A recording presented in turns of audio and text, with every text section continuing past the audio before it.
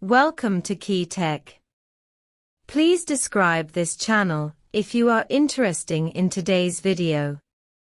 For many years, the Russian side has always called for Sino-Russian scientific and technological cooperation, especially in the context of the current wartime conflict between Russia and Ukraine. Russia's shortcomings in the high-tech field have been fully exposed. Therefore, this call for Sino-Russian scientific and technological cooperation, there are even calls for joint ventures to build factories. In view of the current strong economic vitality of China, the world's second-largest economy, it plays an extremely important role in revitalizing Russia's economy that is on the verge of being broken due to multiple rounds of sanctions by Western countries. Even if it were not for China's current foreign policy of non-alignment, Russia may have already drawn China into an alliance.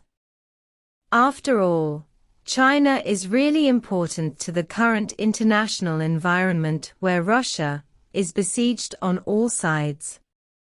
Since the disintegration of the Soviet Union, although Russia has inherited the main family business of the former Soviet Union, for the high-tech field, Russia has not even mastered as many core technologies as Ukraine, which is also a member of the former Soviet Union. In addition, after Russia's independence, the economic situation has not been really booming, and many high-tech talents have been lost. Instead, the United States and other Western countries have picked up a big leak. In the past, Russia has always hoped to be closer to Western countries, and even hoped to become a member of the European Union, or even NATO. However, in the face of Russia's repeated requests, Western countries did not hesitate to reject Russia time and time again join requests. Facing the economic sanctions imposed by Western countries and the unprecedentedly strict technological blockade, people of insight in Russia also said that only China can help Russia at the moment.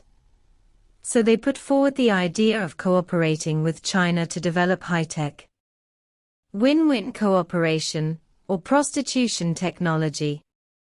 In fact, as early as the former Soviet Union, especially during the 10 years of the Sino-Soviet honeymoon period, the scientific and technological exchanges between China and the Soviet Union were extremely frequent. China has provided a certain amount of nuclear industry technology and contributed a lot to China's economic and social development.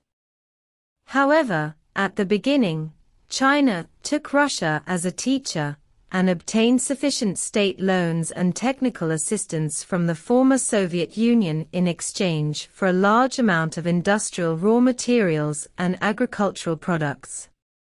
Now, the former students have achieved world-renowned economic and social achievements.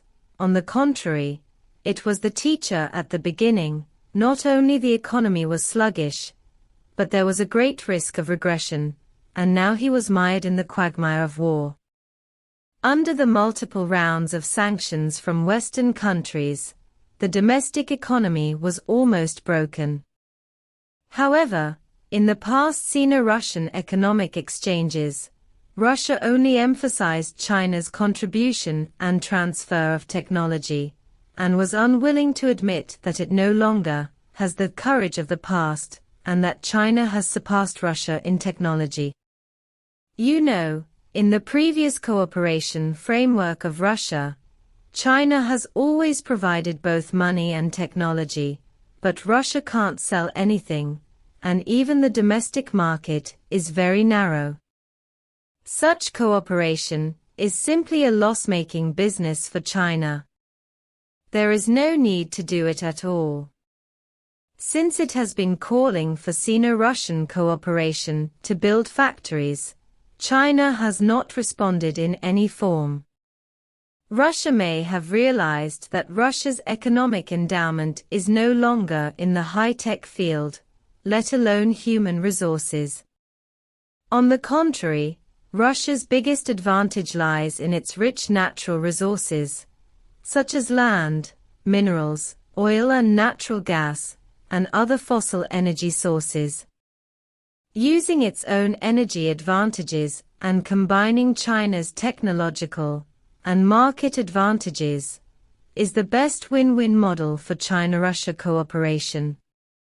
In recent years, relying on its strong energy advantages, Russia has often been handy when dealing with Western countries such as the European Union.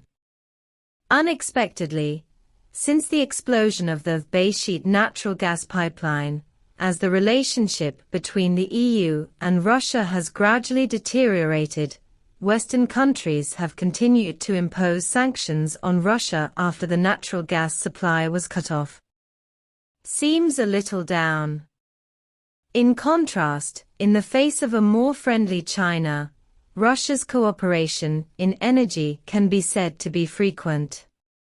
After all, in the field of energy, China and Russia are highly complementary, and the space and potential for cooperation are also higher. At present, China and Russia have erected the first natural gas pipeline between the two sides in 2014.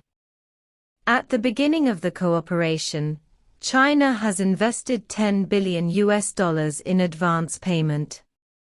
At present, this natural gas pipeline has transported more than 10 billion cubic meters of natural gas. In view of the success of the first Sino-Russian natural gas pipeline project cooperation, the two sides have also carried out relevant commercial negotiations on the second natural gas pipeline in January this year. It is reported that the progress is smooth. Basically, the preliminary work is ready, and the natural gas price is only to be determined. This natural gas pipeline should be officially started. In addition, in view of Russia's sanctions and relatively insufficient foreign exchange reserves, the first China-Russian natural gas pipeline previously used a 1:1 local currency settlement, that is, avoiding the US dollar and using RMB and ruble for settlement. Of course, this also has implications for the further internationalization of the RMB. Quite a meaning. It is reported that the second natural gas pipeline is likely to further increase the RMB settlement ratio. After all, with the current unstable currency value of the ruble and the turbulent economic situation in Russia, RMB transactions can better protect the common interests of both parties. Therefore, at present, Russia abandons the face that it has been unable to let go of before, and strengthens cooperation with former students in the fields of economy and science and technology. Russia has an energy advantage, and China has leading technology, abundant capital, and a vast domestic market. The combination of the two is a win-win situation in the true sense.